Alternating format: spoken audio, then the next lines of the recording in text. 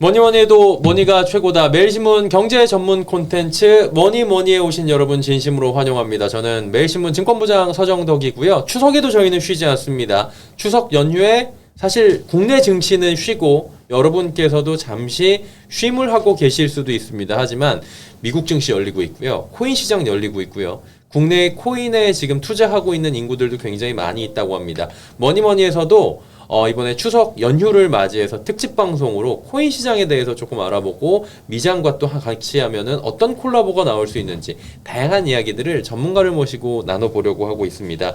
특히나 최근에 코인의 상승세가 무섭다라는 이야기를 하면서 코인 시장에 대해서 투자를 꼭 하지 않더라도 어떤 곳인지 궁금하신 분들이 굉장히 많으실 것 같아요. 그래서 A to G 하나하나 오늘 이야기를 나눠보도록 하겠습니다.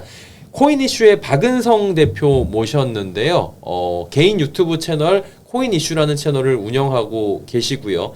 그리고 이제 여러 가지 코인에 대해서 이야기를 해주고 계신 분입니다. 바로 만나보도록 하죠. 어서 오세요. 안녕하세요. 반갑습니다. 잘생기셨네요. 스튜디오가 환해집니다. 더 잘생겼어요. 진짜로요. 네. 저도 이제 화면으로만 뵙다가 네. 예전에 사석에서 한번 뵌 적이 있긴 했었는데 이렇게 스튜디오에서 일로 뵙는 것도 처음인 것 같아요. 너무 반갑네요. 예, 반갑죠.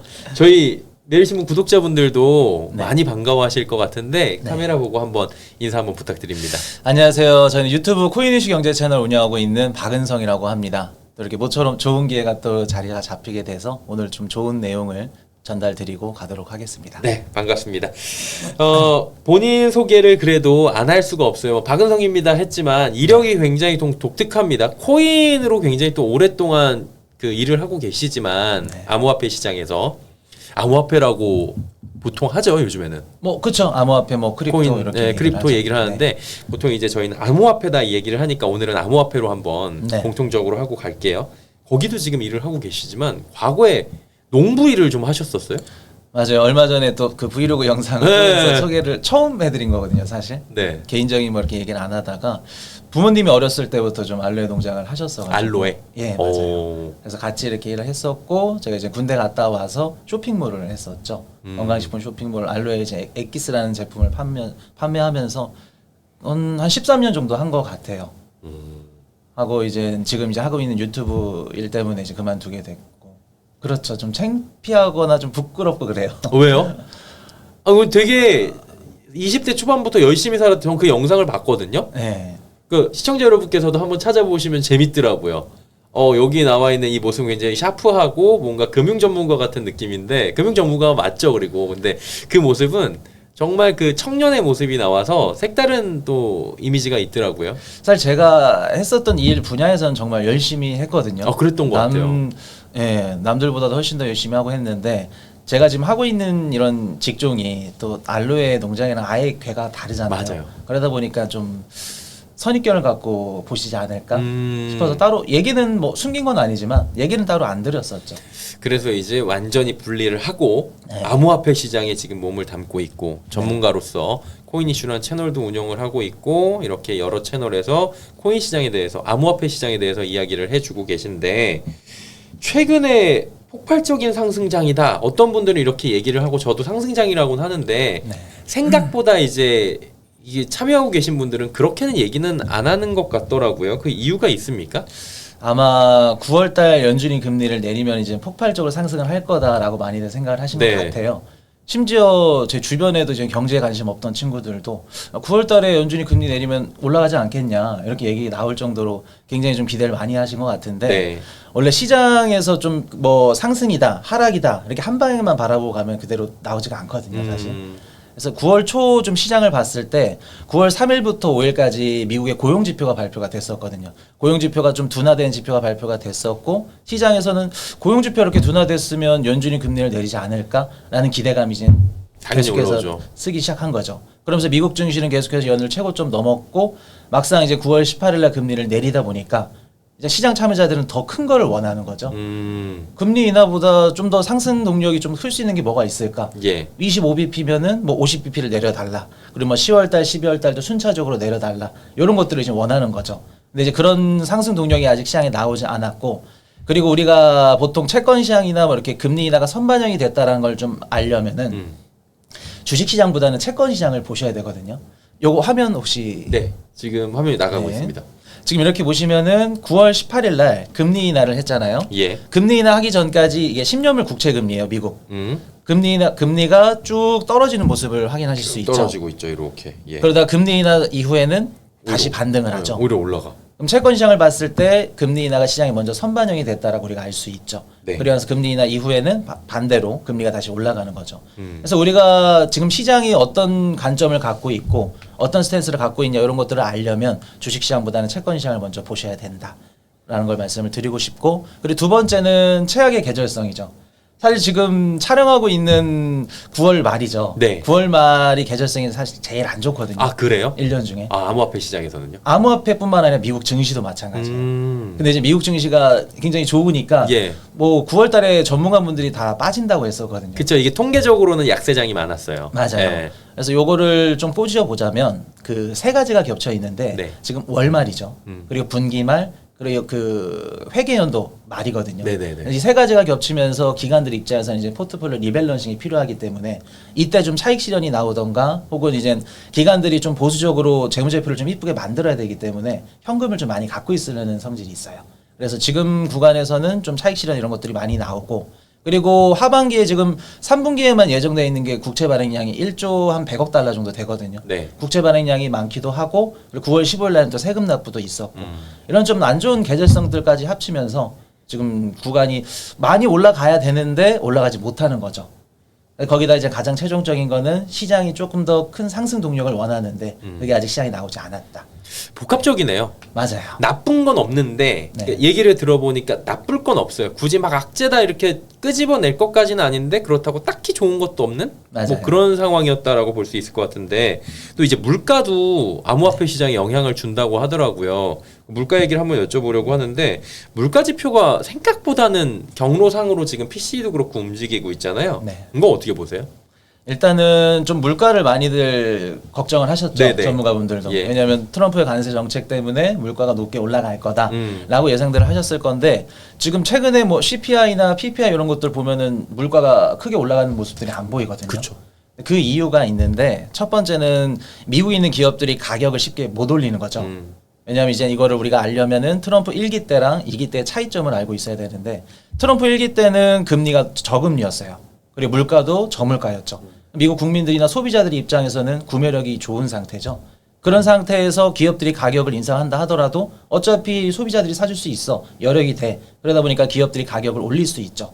그리고 기업들 입장에서는 이제 2016년도 트럼프 1기 전에 이제 그 오바마 정권 때 이제 2연임을 했잖아요.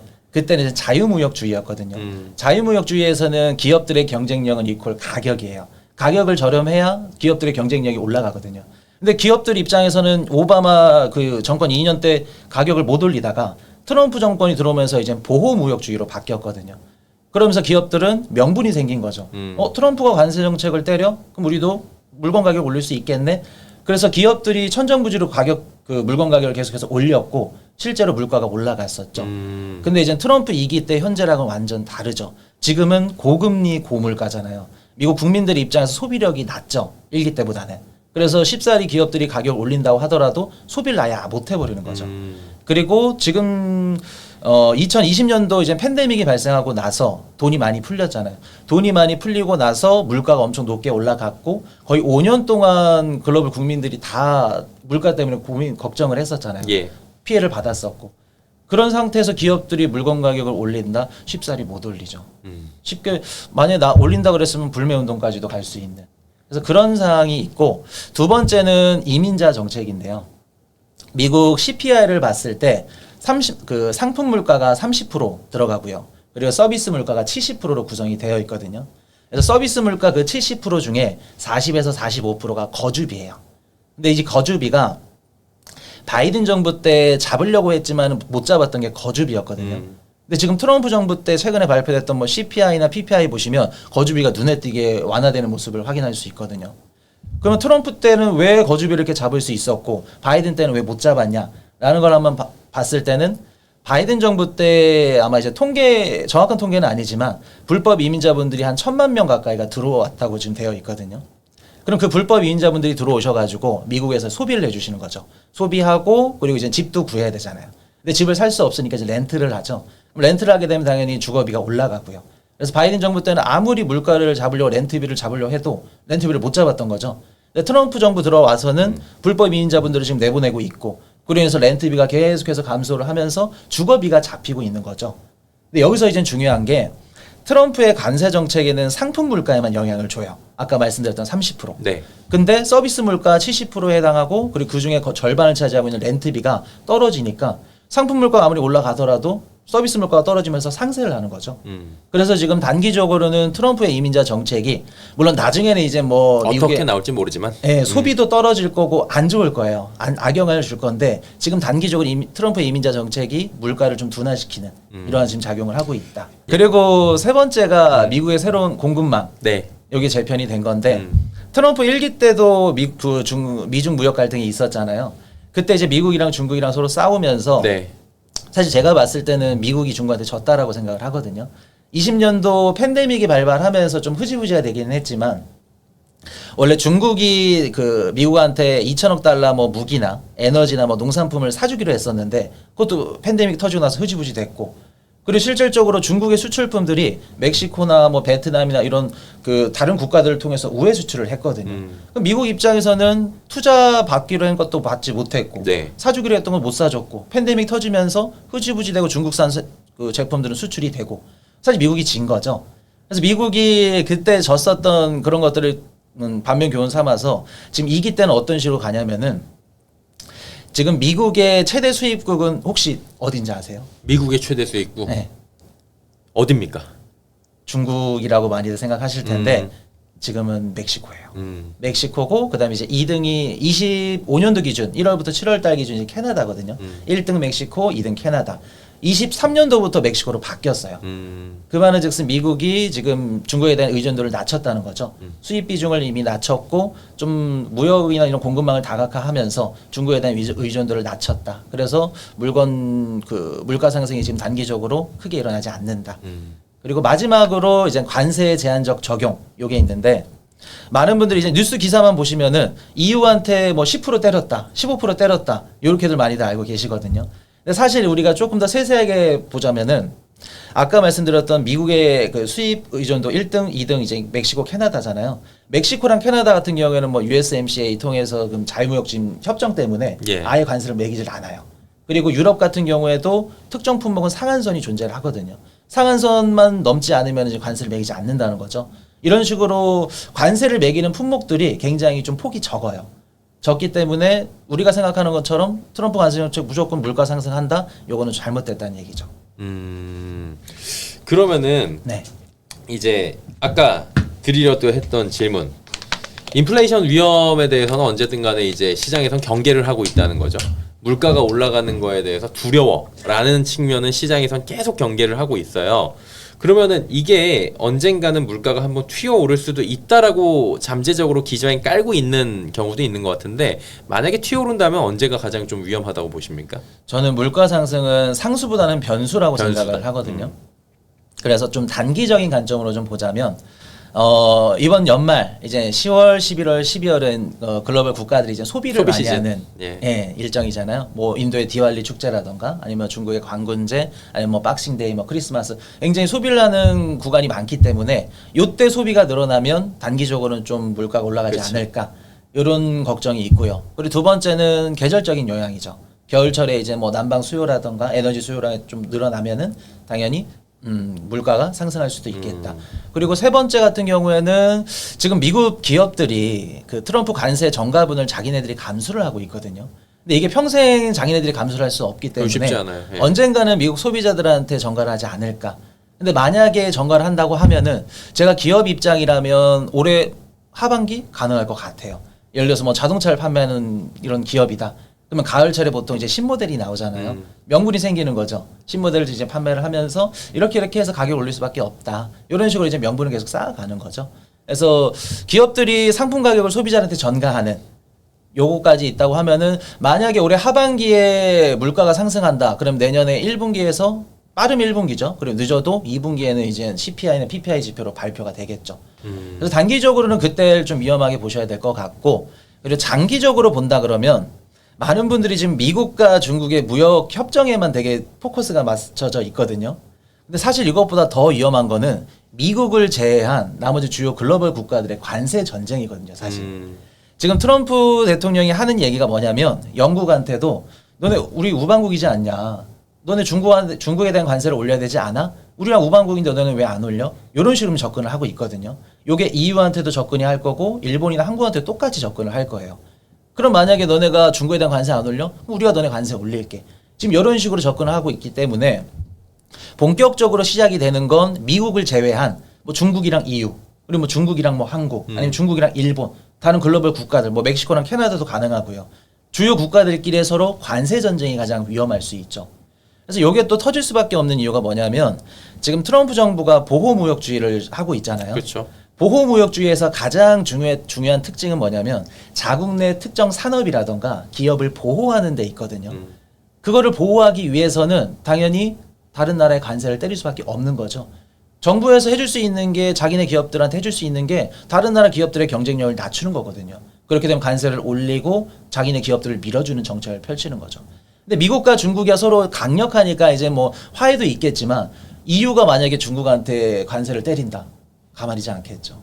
그래서 만약에 이렇게 벌어진다고 하면은 우리가 관세 정책 때문에 물가가 상승한다. 라고 봤을 때 크게 두 가지가 있는데 첫 번째는 기업들이 상품 물가를 올렸을 때 상품 가격을 올렸을 때 물가가 올라가고요. 두 번째는 보복 관세예요. 보복 관세가 발발하게 되면 무조건 물가가 오르거든요.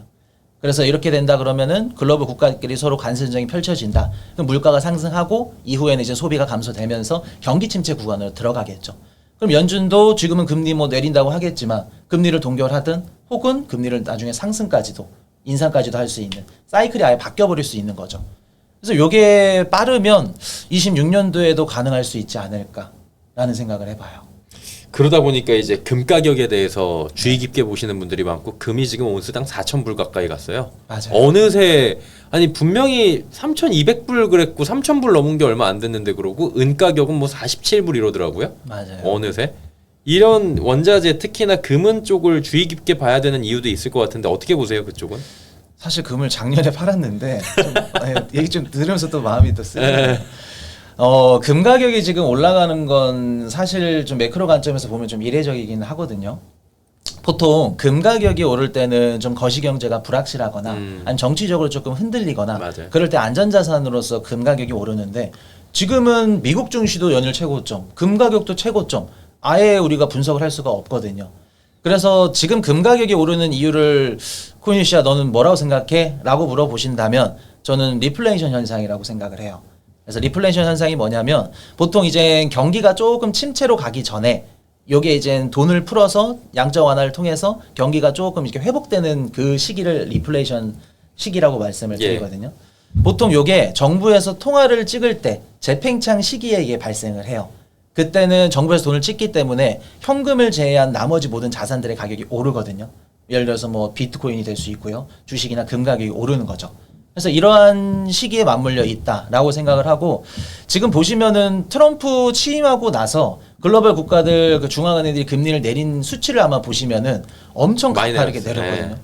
근데 지금 딱 생각했을 때 고물가, 고금리인데 이렇게 금리를 내려가지고 양적 완화를 해? 매칭이 안 되는 거죠.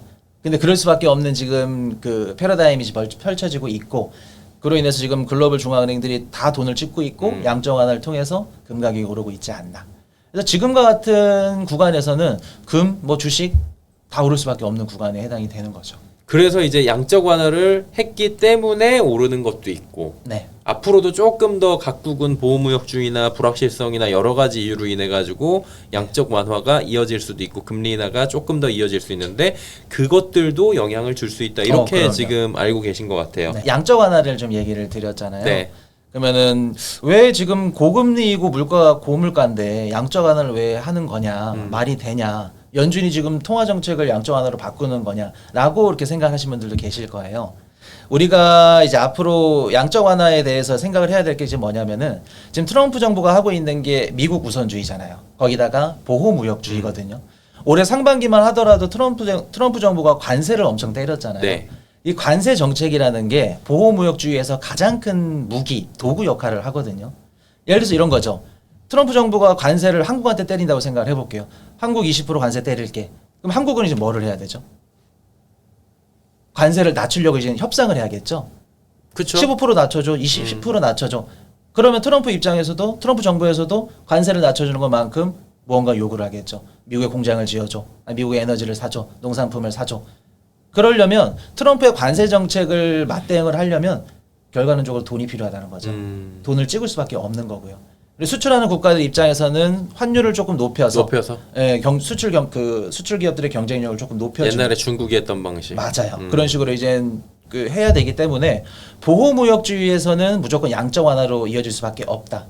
그리고 아까도 말씀드렸듯이 보호무역주의에서 가장 중요한 게 이제 자국 내 산업, 기업들을 보호하는 건데 중앙정부 그리고 뭐 중앙은행 여기서 해줄 수 있는 건 양적 완화밖에 없죠. 그리고 관세를 올리는 거. 아까 말씀드린 관세 전제. 그렇기 때문에 보호무역주의에서는 무조건 양적 완화가 필수적으로 들어갈 수밖에 없다. 그리고 보호무역주의라는 게 이제 친한 애들끼리 서로 무역하고 우리끼리 먼저 우리 국가 먼저잖아요. 그렇게 되면은 평소에 친하게 지냈던 이런 국가들과도 사이가 멀어질 수 있겠죠. 그럼 자연스럽게 트러블이 나면서 당연히 국방력에 대한 이런 필요성이 증가하게 되겠죠. 지금 트럼프 정부에서도 계속 얘기하는 게 EU나 뭐 한국이나 일본들한테 너네 우리가 지금까지 국방 관련해서 이렇게 보호를 해줬지 않냐? 군사비가 조금 너무 적지 않아? 돈을 좀 줄래? 아니면 우리 군사 철회할게. 이렇게 되면 이젠 다른 글로벌 국가들 입장에서는 생각지도 못했던 국방비가 이제 나가는 거죠.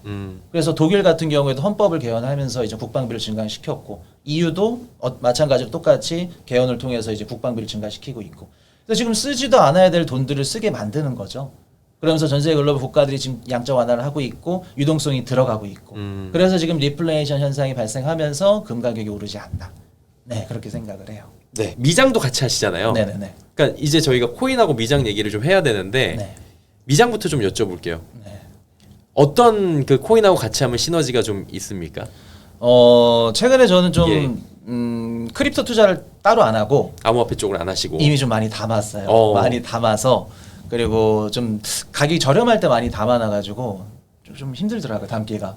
그렇기도 하고 이제 조금씩 담는데 차라리 크립토를 담는 거를 제외하고 크립토를 모으는 기업들 이런 것들을 조금 담고 있거든요. 오히려 예, 예를 들어서 뭐 이더리움을 사지 않고 이더리움을 모으는 기업들을 사는 거죠. 아니면 뭐 코인베이스라든지 뭐 이런 말씀하시는 그런 것도 거죠? 있죠. 뭐 로빈훗이라던가 코인베이스라던가 이런 종목들을 뭐 담을 수도 있고요. 어. 그래서 그런 식으로 투자를 하고 그리고 제가 이제 시장을 바라보는 게 이제 매크로 환경이라서 섹터별로 다 나눠서 담아요. 뭐 AI면 AI, 아니면 뭐 방산이면 방산, 그리고 뭐 소형 원전이면 소형 원전 이런 식으로 이렇게 좀 세부적으로 나눠서 담죠. 그게 이제 그러면은 어떻게 공격적인 투자라고 보기보다는 어떻게 보면은 분산과 해지 쪽을 조금 더 매크로를 보시면서 지금은 하고 계시다 이렇게 보면 되나요? 일단은 섹터별로 좀 집중을 하고 있고요. 네. 그 중에서도 또 좀 시가총액이 낮고 공격적인 투자들도 있죠. 있겠죠. 대신 그 비중이 조금 높으면 조금 우량주 위주를 조금 더 담고 이런 식으로 조금 해지를 하는 것 같아요. 운용하시는 거네 그러면 계속해서. 그냥 그쵸. 네. 운용을 쭉 하고 계신 건데 그러면은 지금 우리 4분기가 그 촬영 날짜로 따지면 저희가 9월 30일에 지금 네. 하고 있는 거잖아요. 근데 저희가 방송되는 날짜는 10월 초란 말이죠. 네네. 4분기가 시작이 됐어요. 네. 4분기에 미국 증시랑 암호화폐 시장의 방향성이랑 뭐 동일하게 갈 수도 있고 아닐 수도 있겠지만 어떻게 지금 전체적으로 전망을 하세요? 이거 뭐 대답을 해도 욕을 먹을 거고 잘해도 그래 잘해야 본전이 사실은. 못하면은 그러니까 마음 편하게 해주세요. 뭐라고 절대 하지 않기 우리. 예. 근데 뭐 저는 어디 가서든 뭐 제 소신은 이렇게 굽히지 않는 성격이라 저는 개인적으로 4분기 좋게 보고 있거든요. 4분기도 그렇고 뭐 길게 나가서 내년 상반기까지도 괜찮을 수는 있겠죠. 근거가 이제 정치적인 이유 26년도 중간 선거가 있는데요.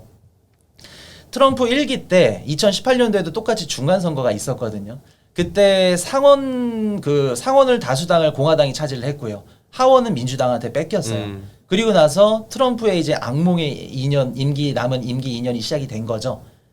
추가 감세를 하려고 해도 하원에서 막히고요. 통과가 안 되죠. 네, 그리고 오바마 케어도 폐지를 하려고 했었는데 안 됐고 인프라 투자도 해서 그 목적은 20년도 이제 바이든 대선에서 이기려고 연임을 하기 위해서 돈을 계속 풀려고 했는데 계속 하원에서 막혔던 거죠.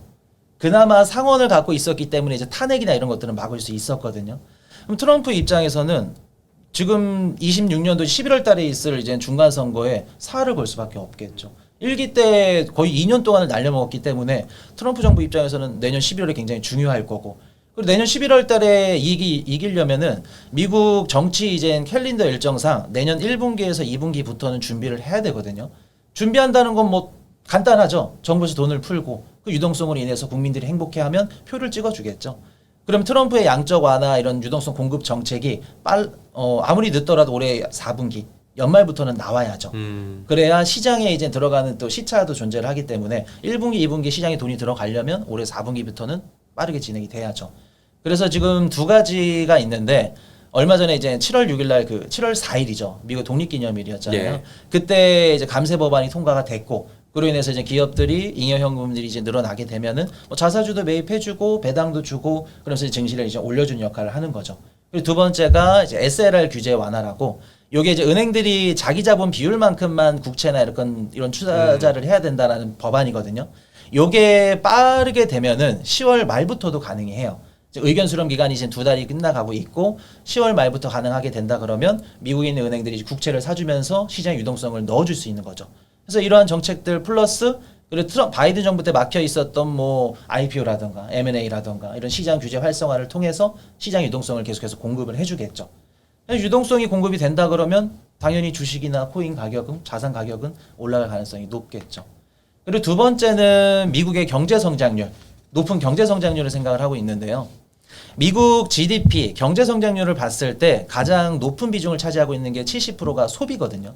미국의 소비가 좋냐 안 좋냐에 따라서 미국의 경제가 좋냐 안 좋냐가 갈리거든요. 그럼 미국의 소비를 보자 그러면 올해 4분기 아까도 말씀드렸듯이 소비 일정들이 몰려 있잖아요. 네. 소비가 높게 나올 가능성이 높기 때문에 4분기까지 괜찮지 않겠냐라는 생각이고 그리고 얼마 전에 2분기 GDP 확정치가 발표가 됐는데 3.8%가 발표됐어요. 잘 나왔지. 그리고 3분기 그 GDP 연방 패드나우에서 지금 예상치가 발표되는데 3.9%거든요. 그럼 2분기, 3분기, 그리고 4분기 소비 때문에 올라간다고 하면은 올해까지는 미국의 소비가 버텨주지 않을까라는 생각이 있고 그리고 미국이 단기적으로 경기 침체에 빠질 가능성이 낮은 이유가 뭐냐면 지금 미국 전체 소비 50% 중에 상위 소득계층으로 따졌을 때 상위 10%가 지금 담당을 하고 있거든요.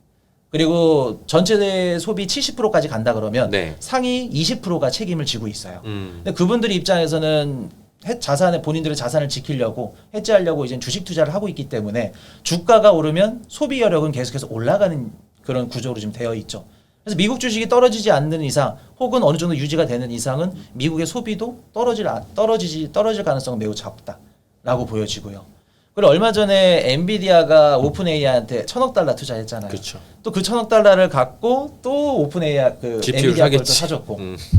요거를 뭐 2001년도 IT 버블 때 그 벤더 파이낸싱이다 위험하다라고 또 분석하시는 분들이 많으신데 사실 지금과 그때는 좀 다르죠. 지금 실제로 AI로 인해서 매출이 뭐 예상만큼은 안 되지만 실제로 발생을 하고 있고 그리고 지금 시장의 유동성이 굉장히 많다고 느껴지는 게 뭐냐면 트럼프의 정부 정책이 엔비디아를 건드리고 그리고 오픈AI 건드리 인텔 투자를 받고 이런 식으로 계속 돌고 유기적으로 있죠. 도는 네. 거거든요. 그래서 이런 것들이 시장의 유동성 완화 효과를 주고 있고 그리고 얼마 전에 오라클이라고 이제 그 회사가 네. 180억 달러 이제 회사주를 발행을 했는데 회사 채권 발행했는데 모인 자본이 880억 달러가 모였어요.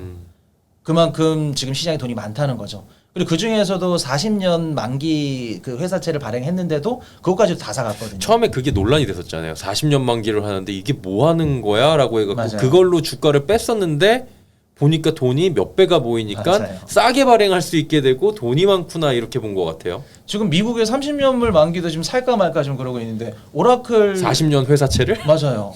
그래서 그걸 샀다는 거는 지금 월가에 있는 투자자들도 그렇고 시장 참여자들이 AI에 대한 기대감이 굉장히 높다는 거죠. 유동성도 굉장히 풍부하고. 그래서 이러한 이유들 때문에 올해 연말 내년 상반기 충분히 좋지 않을까라는 생각을 하고요. 그리고 아까도 말씀을 드렸지만 한 가지 조금 위험할 수 있는 건 내년으로 가면 갈수록 위험할 수 있죠. 26년도 뭐 주장업주 위기가 발생할 수도 있고요. 경기 둔화 가능성도 있고요. 이게 우리가 내년 11월 달에 중간선거에 좀 포커싱을 맞춰보면 트럼프 정부가 돈을 풀 거야 라는 관점도 있지만 민주당 입장에서는 무언가 리스크가 터질 수 있을 만한 이런 이벤트들을 내년 2분기, 3분기 터뜨리면 자기네들이 중간 선거에 유리할 수 있잖아요. 물론 이거는 음모론적인 거예요. 그래서 이렇기 때문에 우리가 무조건 26년도에 트럼프 정부가 돈을 풀기 때문에 무조건 좋다라고 보기에는 어렵죠. 그래서 제가 볼 수 있는 거는 단기적으로는 올해 연말, 내년 상반기까지는 그래도 어느 정도 괜찮지 않을까라는 생각을 하고 있습니다.